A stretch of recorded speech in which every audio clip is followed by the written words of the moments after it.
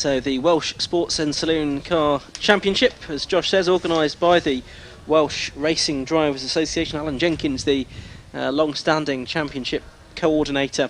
And you're thinking, why on earth is the Welsh Sports and Saloon Car Championship at Silverstone, which is not too close to the Welsh border, but every year they try and have one or two away days from their Pembrey base, and this is the first of those. They're also going to Mallory Park next month as well, but they've already had three double-header meetings this season at Pembrey. Now, the Welsh Sports and Saloon Car Championship has a very eclectic grid, which we'll go through in a moment. But just to explain what the class structure is, there are several different classes. So, Class A, AS is for saloons, road sports, and GT cars up to 1600 on slick tyres. And Class AT is for saloons, road sports, and GTs up to 1600 on treaded List A 1A tyres. And Class B is again split between S and T. BS, saloons, road sports, and GT cars 1601 to 2 litres, and kit cars up to 1600cc on slicks.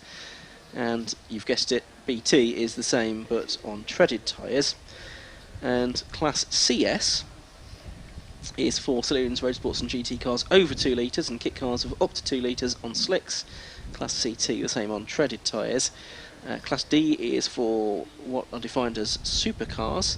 Class M is for any motorcycle engined car, and Class I is for invitation class cars, so anything else that doesn't quite fit in with those regulations.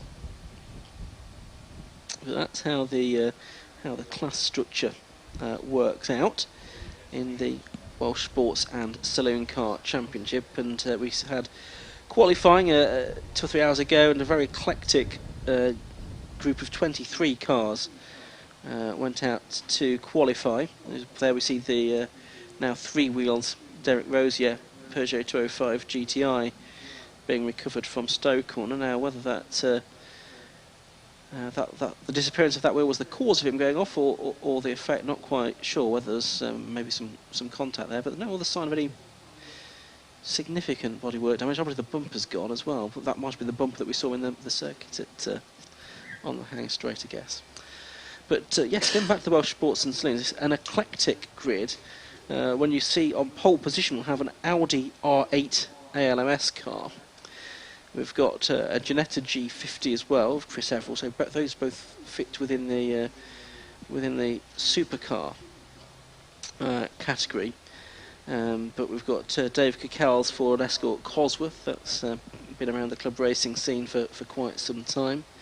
Yes, 8 different classes represented in all on the grid. So you go from the Audi R8 down to the likes of a relatively modest MG ZR 105 with commensurate lap time. So the pole position lap time for Keith Butcher was a 108.45, and the lap time towards the back were 20 or so seconds slower than that. Well, that's reflective of the wide range of cars that we have in the Welsh Sports and Saloon Car Championship. But because of the class structure, everyone has a pretty good chance of winning the championship. In fact, it's being led at the moment after the first 6 rounds by Colin Dunn, who races a Renault Clio.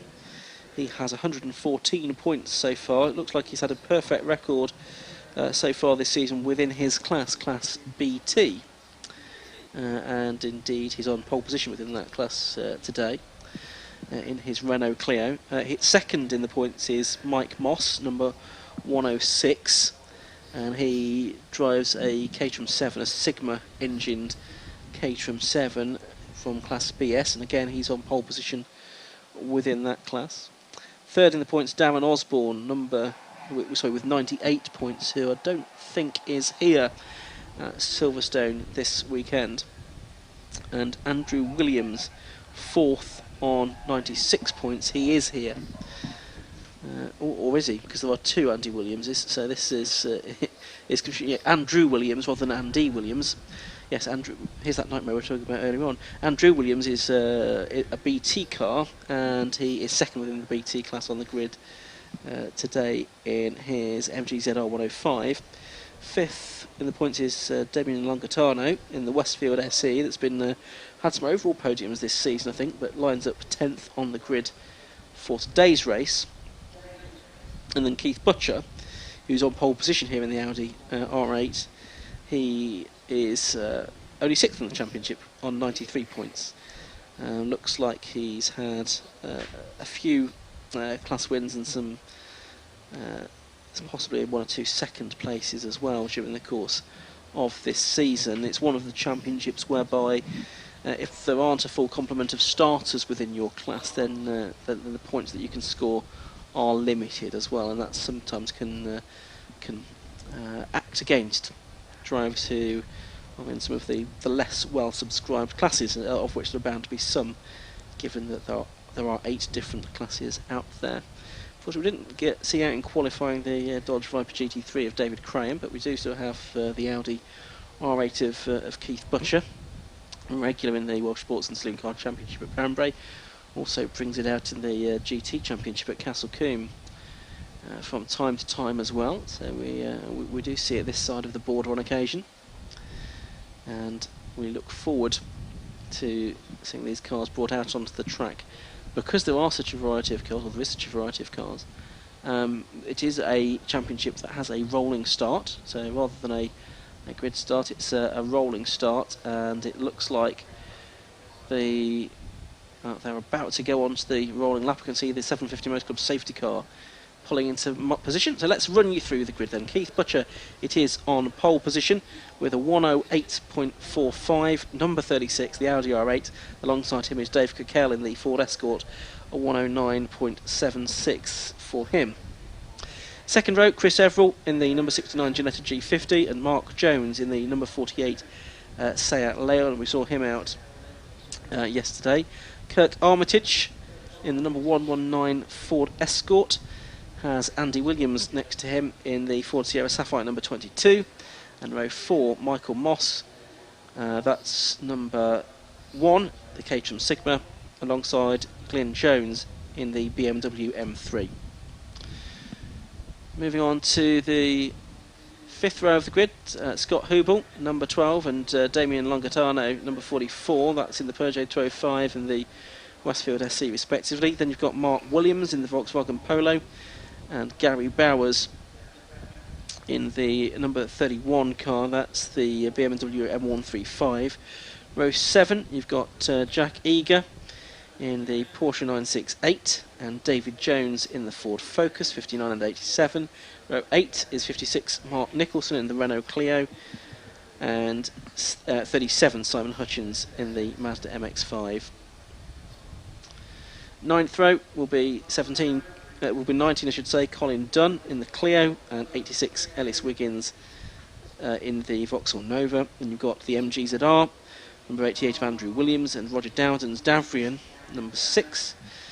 Gareth Haycock in the VW Golf lines up 21st in car 17, and Alan Smith next to him in car 13, the Ford KA, and Verity Banks in the Ford Focus rounds out the 23 car field for the Welsh Sports and Saloon Car Championship race.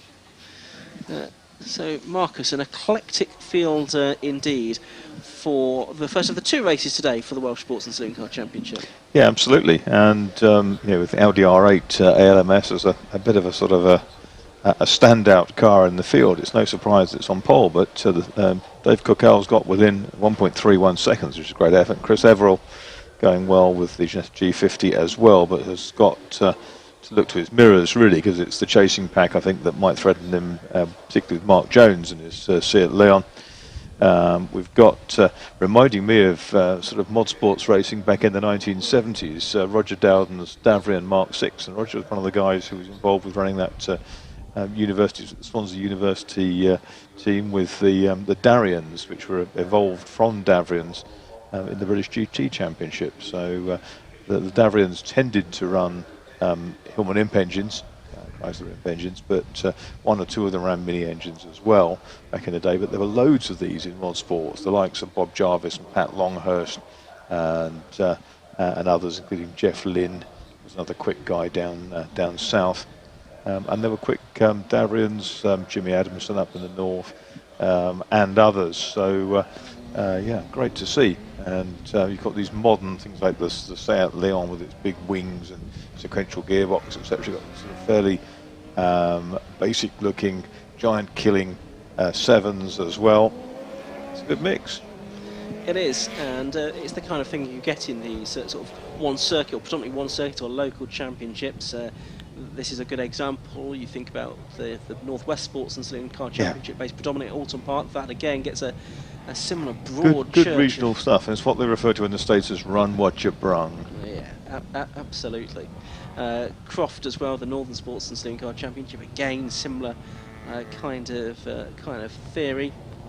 Yeah, very typical of a good solid regional series, been running for a long time. I think it was Robert Allender, wasn't it, who kicked this off many moons ago, who raced a Triumph Dolomite Sprint, I think, in Prod Saloon racing. So here they come then on the rolling lap behind the 750 Motor Club safety car. It's the might stay out, mightn't it, the safety car? It might do. It's like it could fit within the rules. It could certainly do that. The Audi R8 LMS then it is that heads the fields. I'm hearing that the Dodge Viper broke of David Graham in testing on Friday, so that's why that one's not there. But you've got the R8 on pole. Next to it, you've got the silver Ford Escort Cosworth of Dave Cacao. Then you've got the orangey red Ginetta of Chris Everall, the G50. And next to him, Mark Jones in the Seat Leon. We saw that come out yesterday, didn't we, in the Club Enduro? Yes, great race that was. It was indeed. Tremendous 2 hours of racing. Not necessarily for that car, because that had multiple spins and pit visits as well, but hoping for better things today. And there you can see really the range of cars on the grid. So you've got the BMW, you've got the Porsche 968 there, little Mazda MX-5. Real nice variety of cars for this Welsh Sports and Saloon Car Championship race. The safety car will peel off into the pit lane, so it'll be down to Keith Butcher and Dave Cacao to control the pace as they head through the final. Oh, Davrin has lost a wheel. That's Dowden with that Davrin we were talking about. Just the rear wheel just come off.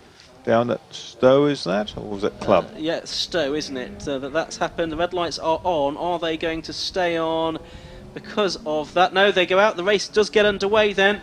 It is the Audi R8 then that has the lead as they come down into the first corner from Dave Cacao in second, Chris Everall third in the Ginetta. And there's the Mark Jones Seat in about fifth position at the moment then, so having lost a place, I think, to the Kirk Armitage Escort as they headed through the first couple of corners. Now through the village hairpin they go. So it's the Audi R8 that leads the way then as they come through the link onto the Hanger Straight. They'll go, and I would imagine there'll be yellow flags as they head into Stowe Corner because we lost the Davrian there on the green flag lap. Yeah, that Escort in second place is quick, isn't it? And the Mark 1 is a beautiful kind of special saloon-esque car in 70s shape. Yeah, it certainly is. I'm not quite sure what the background to that Kirk Armitage number 119 car is. We've often seen him out in BMWs, including in the BMW Car Club Racing Championship, which we saw yesterday. Control the pace. Here he is. And let's see. There's the replay of that failure on the Darien. Darien has lost a wheel. Marcus. Yeah. Obviously a component there has failed, and he's been left with fields. That's a great shame. So first lap completed, and it's Keith Butcher leading by 0.8 of a second from Dave Cacao. Kirk Armitage in third, Chris Everall fourth, Mark Jones is fifth, Andy Williams is in sixth position. So we've got the Andy Williams in his Sierra Sapphire. He's been a stalwart of this championship for many years, and Andrew Williams in the MG ZR a bit further down the field. Yeah, 3 Williamses, 3 Joneses. Not necessarily all from Wales, though. No, not necessarily, no.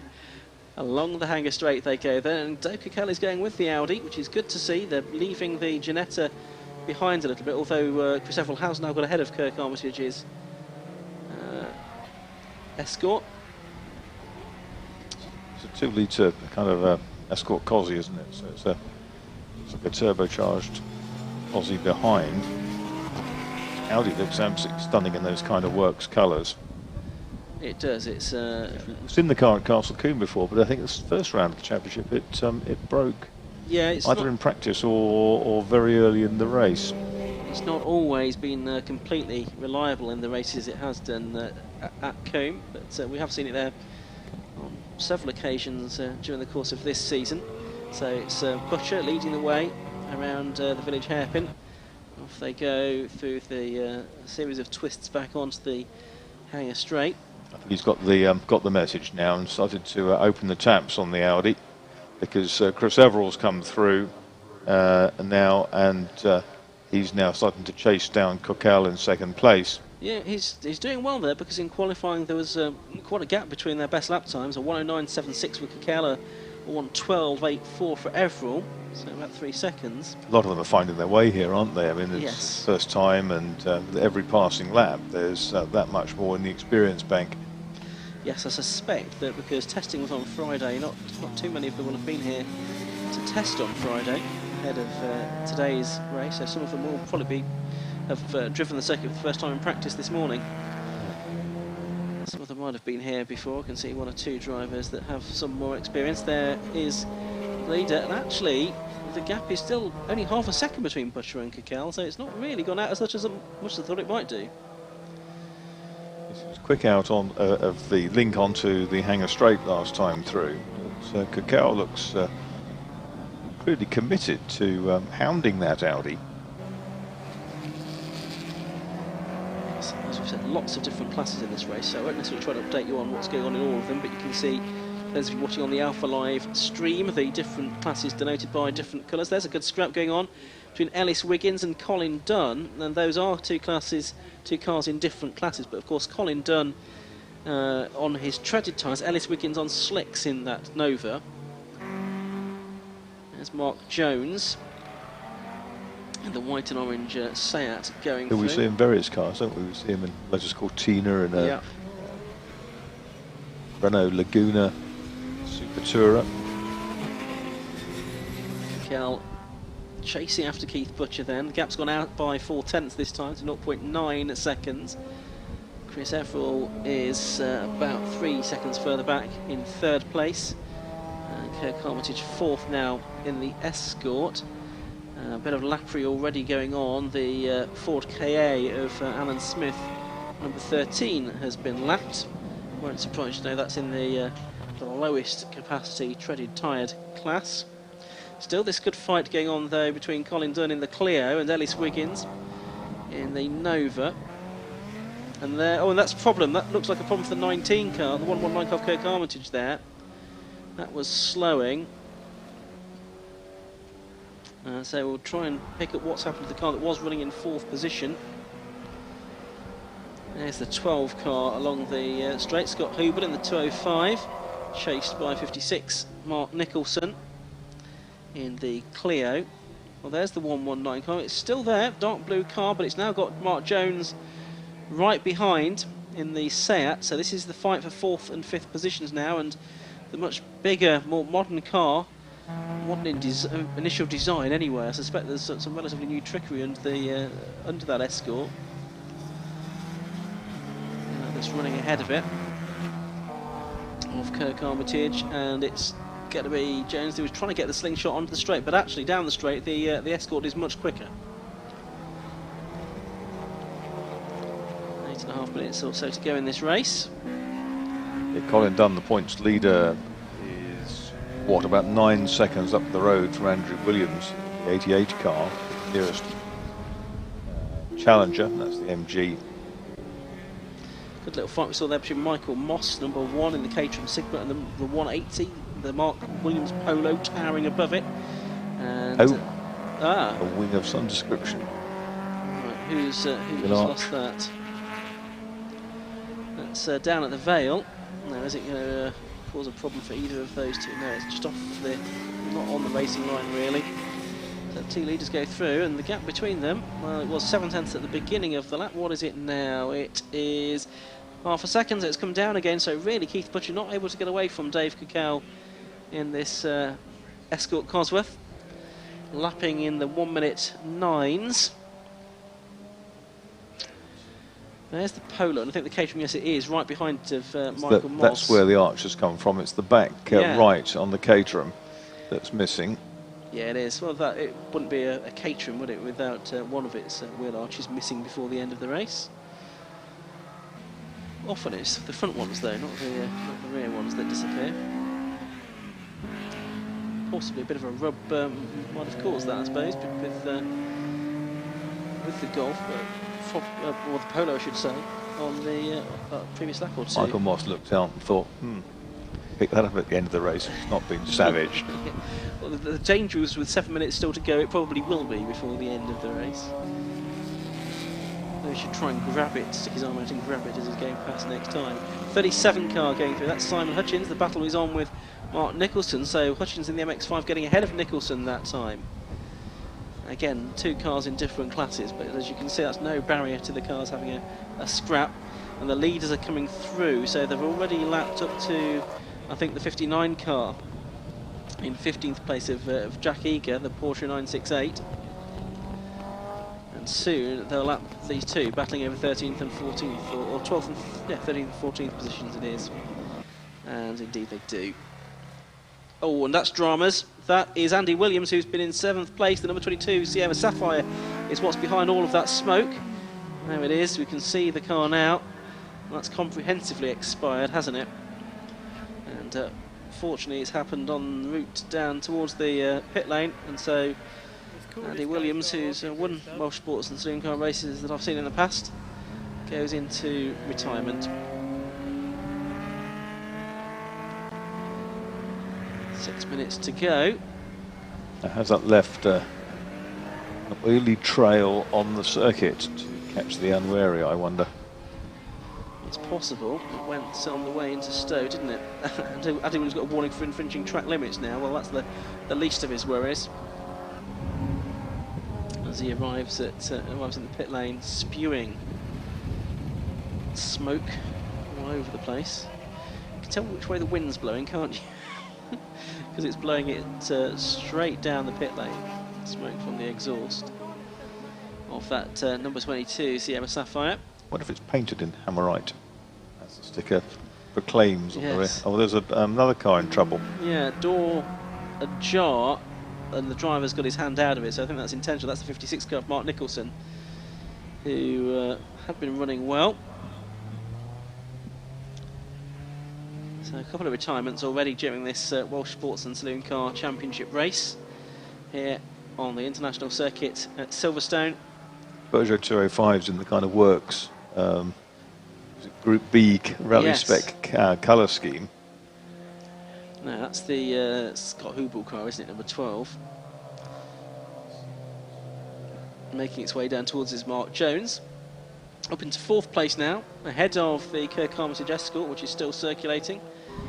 And 6th place is Damien Longatano, we've not seen much of during the course of this race. Westfield. Yeah, there's Butcher, still only half a second between him and the 2nd place car of Dave Cacao. Now they're coming up to lap, I think, the number 1 car of Michael Moss, in 8th place in his Sigma-engined Caterham. In the meantime, he was also lapping the number 53 car, which was Verity Banks in her Ford Focus as well. So lots of cars on different laps here now. Butcher has probably got a bit more in hand over Cacao now, as he's found a better passage through the traffic. There's Andrew Williams, as opposed to Andy Williams, who's retired. Andrew Williams in the MG. 3.5 to go, as Keith Butcher heads down into the Vale once again. This is for the 10th time of the race. Fantastic to see a car such as this. Audi R8 circulating here at 750 Motor Club race meeting, something that we wouldn't ordinarily see, but courtesy of our guests at the Welsh Sports and Saloon Car Championship, a very interesting and varied grid of cars we have. The fantastic things on the road. They're absolutely glorious. Driven a couple. Drove one at Thruxton on a track day, which was interesting. Absolutely mighty. No, they really do have quite a reputation, deservedly so, being one of the the best road and track cars of the modern era. This an LMS spec machine. Of course, the model's been very successful in Works hands, winning 24-hour races like Spa and Nürburgring. Yep. 2:20 to go. That's the Ginetta's having a fairly quiet race, isn't it? Chris Everall, 69, who you can see there in the red Ginetta. yeah. He's a long way off the leaders, but he's also 13 seconds up the road from his pursuers. Just lapping the 31 car of Gary. Interesting. That's in the Rich Energy livery. That's the sponsor of Haas Formula 1 team that's caused so much controversy in recent weeks. I wonder what the backstory is for this car racing in that livery. It's 31 Bowers then in that M135 squat compact little BMW. Minute and a half to go, and it's looking like a much more secure lead now for Keith, but all of a sudden it's nearly 4 seconds. Is that some smoke coming out of the back of Kakel's car? It looks like it is. Yeah. He's got problems. He might be well advised to pull that off the circuit, because that otherwise could get to be a more serious problem potentially. But it looks like Dave Kakel is he going to try and bring it home? In which case he still will finish second place, because he's about 20 seconds clear of the third place car. Or will he realise that the game's up? Not quite sure where that's coming from, actually. It's fairly consistent, isn't it? He is continuing. He's not gone down the pit lane. So with only a minute to go. Oh, checkered flag has in fact waved. So checkered flag has gone out. The race has come to an end, and it's a win after 12 laps for Keith Butcher by 10.09 seconds from Dave Kakel. So just as well that Dave Kakel didn't pull into the pit lane, he did bring the car home in second place. I think Chris Everall in the Ginetta will come home third. So it's another win for Keith Butcher in the Welsh Sports and Saloon Car Championship here. Kakel and Everall second, and Everall is third. Mark Jones should be across the line any moment in fourth place in the Seat Leon. He is now, I can see, out of our commentary box window. There he goes. Coming from the front corner, isn't it? The smoke, the front left corner. That'll certainly be something for him to investigate in between races, won't it? Him or his team to. Yeah, hopefully it's a simple fix. Yeah, it's noticeably worse under cornering, isn't it? Actually, now I've looked as we saw it corner there, it looked much worse. So let's have a look at the results then of that Welsh Sports and Saloon Car Championship race, and confirmation of the victory for Keith Butcher in the Audi R8. From second place, Dave Kakel in the Ford Escort. He won his class. Chris Everall was third in the Ginetta G50, ahead of Mark Jones in the Seat, and Kirk Armitage in the Ford Escort. Damien Langatano in the Westfield rounded out the top six, ahead of Michael Moss's Caterham, Mark Williams in the Polo, Glyn Jones and Gary Bowers running out the top 10. The Scott Hubel Peugeot 205 was 11th, ahead of Simon Hutchins in the 12th place Mazda. Jack Eager in the Porsche 968 was 13th, ahead of David Jones and Alice Wiggins in the Nova. Championship leader Colin Dunn won his class but was 16th overall, ahead of Andrew Williams MG. And then Alan Smith and Verity Banks also there, but a couple of non-finishers, Mark Nicholson and of course Andy Williams. So that was the Welsh Sports and Saloon Car Championship as it comes to an end. A few spots of rain on our commentary box window, and I don't think, he said touching wood, that it's going to be too much. I can see that the Audi R8 by the looks of it is already down in the pit lane. So as we head into the lunch break after this, we will hear from our top three from the Welsh Sports and Saloon Car race with Josh Barrett. Thanks Ian. So Keith Butcher down here in the Audi Sport Customer Racing livery on his R8 LMS, the GT3 car.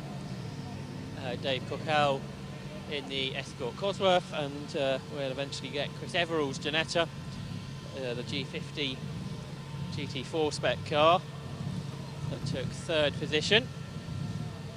The team already going to investigate the Escort's issues, and there's a big puddle of fluid as well already underneath that car, so drama's right at the end.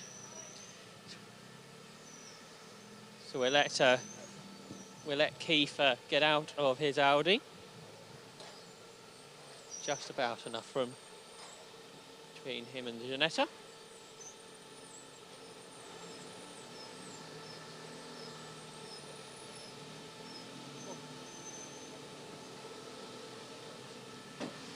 Well done, Keith.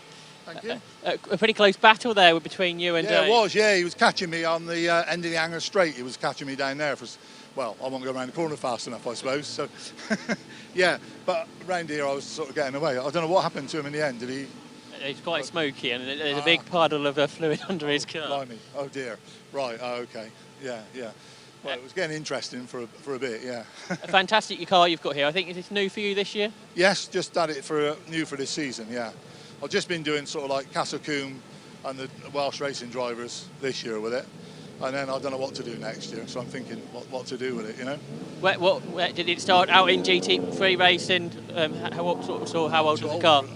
Sorry? How old is the car? Oh, it's 2010. Right. It did brick car for quite a few years, and then it did some abroad, you know. Yeah. And then it was stood up for a couple of years, and then I bought it. So, you raced touring cars, I think, yeah. in the past. How does this compare? Quite a bit more power, I guess. A lot more power, yeah. Well, the quickest I've ever gone around here in my touring car is a 111, and this morning I did 1.8.5 in it, so it's like chalk and cheese, really. And the traction control and all the modern gadgets, how are you getting on with those? Good, yeah, it all works good. Yeah, you just got to steer it, really. Well, great to have it out here. Thanks for bringing great, it, and well done. Thank you. So congratulations to Keith Butcher. In second place was Dave. A great run, Dave, in that it went all a bit wrong at the end. Yeah, I got caught in traffic and lost him a little bit, and then I think I hit a bump off the curb coming on to start-finish straight, and I think it's damaged something under the car. Such a shame because it's going so well, and I guess really this car shouldn't be battling for an Audi R8, but you managed to drive it well enough to do so.